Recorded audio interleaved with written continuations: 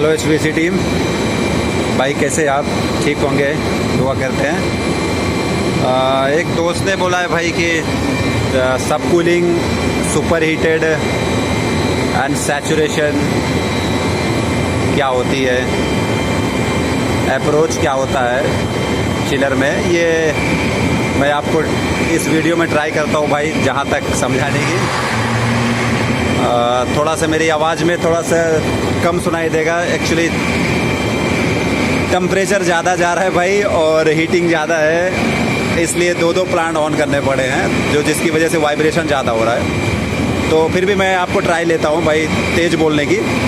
तो चलिए मैं आपको बता दूं, पहली चीज़ आप तो सब कूलिंग समझ लीजिए, जो उनका पहला क्वेश्चन था भाई का। सब कूलिंग होती क्या है? सब कूलिंग देखिए एक तरह से अंडर कूलिंग जिसे बोलते हैं, कि अंडर कूलिंग यानी जो गैस, जो कंप्रेसर गैस को कंप्रेस करके high temperature and high pressure के साथ उस गैस को जो है रिमूव करता है, बाहर करता है, डिस्चार्ज करता है कंडेंसर के लिए। तो उस दौरान उस गैस जो रहती है वो पूरी तरह से वेपर फॉर्म में रहती है। तो वेपर फॉर्म में जब जाएगी हमारे कंडेंसर में, तो कंडेंसर का काम क्या होता है कि कंडेंसर में होती है कंडेंसेशन, यानी वहाँ पे वेपर से लिक्विड बनता है।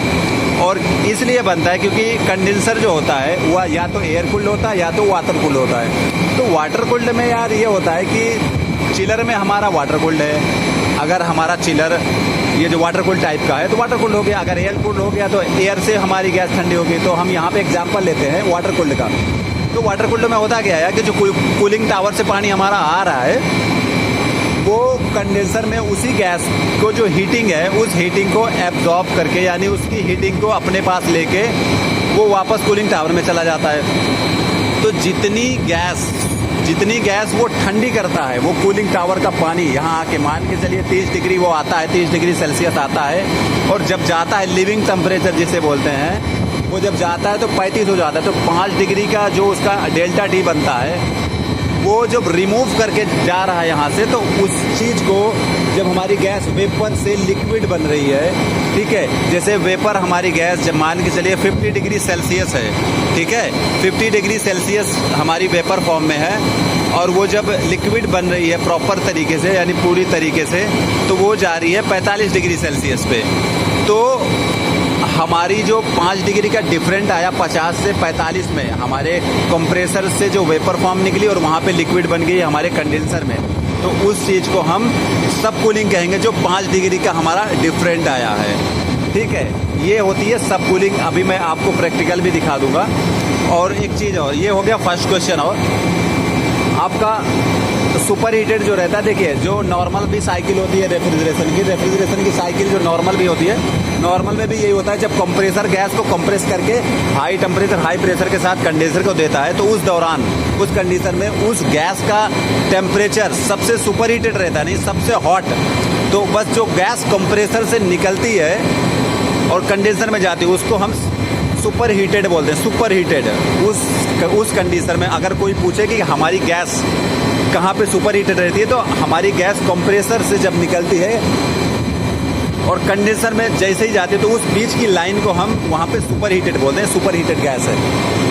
और तीसरा क्वेश्चन था सैचुरेशन। देखिए सैचुरेशन मीन क्या होता है कि सैचुरेट होना मतलब कि गैस को वेपर फॉर्म से लिक्विड होना या लिक्विड फॉर्म से वेपर होना, दो चीज़ होता है।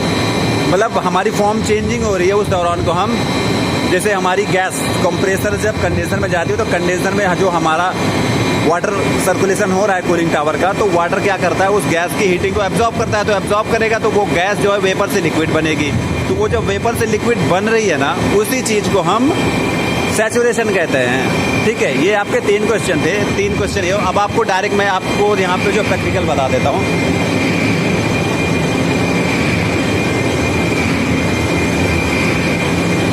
चलिए मैं यहाँ पे आपको प्रैक्टिकल बता देता हूँ भाई। थोड़ा सा आवाज़ में भाई थोड़ा धीरे लगे क्योंकि वाइब्रेशन तेज़ हो रहा है। चलिए दिखा देते हैं। मैं देख लीजिए, ये चिलर हमारा चल रहा है अभी 90% लोड पे है। 87 जो भी चल रहा है अभी 90% लोड पे है, ठीक है। ये 175 हॉर्स इनपुट पावर ले रहा है किलोवाट में, और 1471 ऑपरेटिंग आवर है। ये देख लीजिए, यहाँ पे जो दिखा रहा है ये डिस्चार्ज टेम्परेचर है। डिस्चार्ज टेम्परेचर यानी जो कंप्रेसर हमारा डिस्चार्ज कर रहा है, ये जो कंप्रेसर है, कंप्रेसर इस लाइन से जो डिस्चार्ज कर रहा है उस चीज़ का टेम्परेचर है, उस चीज़ का ये टेम्परेचर है। और ये हो गया हमारा इनलेट, ये हो गई हमारी इंट्रिंग, ये कंडेंसर की इंट्रिंग है और ये हमारी लिविंग है। और ये चिल्ड लाइन यानी हमारी चिलर का इंट्रिंग है और ये लिविंग है जो जा रहा है। सेट पॉइंट हमने 44.6 किया हुआ है, ठीक है। ये हो गया, ये कंडेंसर का हमारे जो हम कहते हैं डिस्चार्ज प्रेशर, ये कंडेंसर का डिस्चार्ज प्रेशर है। R134 स्मॉल गैस है, R134 स्मॉल का ये डिस्चार्ज प्रेशर है। और ये एवापोरेटर का सक्शन प्रेशर है 40.3। जो लोग ये चलो ठीक है, ये कंडेंसर प्रेशर यानी ये होगा डिस्चार्ज प्रेशर। अब आपको हम दिखा देते हैं सब कूलिंग। देखिए सब कूलिंग यहाँ पे शो कर रहा है आपका सब कूलिंग टेम्परेचर। तो इसको निकालने के लिए देखिए कंडेंसर सैचुरेशन टेम्परेचर 96.0 जा रहा है। अब इसमें से जो प्रॉपर लिक्विड बन गई, यहाँ पे तो ये वेपर से लिक्विड बन रही है, लेकिन यहाँ पे जो ड्रॉप लेग रेफ्रिजरेंट टेम्परेचर है वो प्रॉपर तरह से लिक्विड बन चुकी है। तो 97 यानी कंडेंसर सैचुरेशन टेम्परेचर से हम ड्रॉप लेग रेफ्रिजरेंट को माइनस कर देंगे, जो आएगा हमारा सब कूलिंग रहेगा। तो सब कूलिंग की जो रेंज रहती है, स्टैंडर्ड रेंज, वो हमारी 5 पॉइंट से लेकर 9 पॉइंट तक बीच में होनी चाहिए कि हमारे इतनी जो स्टैंडर्ड रेट रहती है कि इतने पर हमारा सब कूलिंग होता है। और ये सब कूलिंग प्रॉपर होती है कि हमारी गैस प्रॉपर तरह से कंडेंसेशन हो रही है। और ये चीज़ देखने के लिए देख लीजिए, यहाँ साइड ग्लास लगा रहता है, ये देख लीजिए साइड ग्लास, ये आपको कंडेंसर में मिलेगा। यहाँ आप चेक कर सकते हैं, यहाँ पे ये गैस वेपर से लिक्विड बन चुकी है। यहाँ देख रहे हैं ये जो हिल रही है, ये गैस हमारी वेपर से, ये आपको हर साइड ग्लास में मिल जाएगा यॉर्क के चिलर में, ठीक है। ये हमारी बन रही है लिक्विड सुपर हीटेड, मैंने आपको बता दिया। और एक होता है अप्रोच टेम्परेचर कैसे निकालते हैं, अप्रोच टेम्परेचर भी आपको क्या करना है, कंडेंसर सैचुरेशन टेम्परेचर को माइनस करके इंट्रिंग कंडेंसर, जो हमारा लिविंग कंडेंसर जो यहाँ से हमारी गैस की हीटिंग को लेके जो हमारा पानी कूलिंग टावर में वापस जा रहा है उसको माइनस कर देंगे। कंडेंसर सैचुरेशन टेम्परेचर से माइनस करेंगे लिविंग कंडेंसर लिक्विड टेम्परेचर को।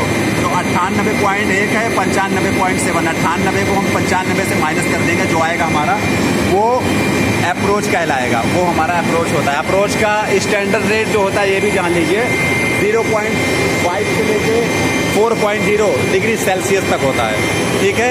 सुपर हीटेड जो रहती है, सुपर हीटेड मैंने बताया, जो कंप्रेसर से गैस हमारी डिस्चार्ज होती है वो हमारी यहाँ देख लीजिए, ये हमारी 110.2 डिग्री फ़ारेनहाइट में ये हमारी डिस्चार्ज गैस है। ये सुपर हीटेड गैस है हमारी। ओके, थैंक यू भाई। जो डाउट हो वो आप इस चीज़ में कमेंट में पूछ सकते हैं। Okay, thank you.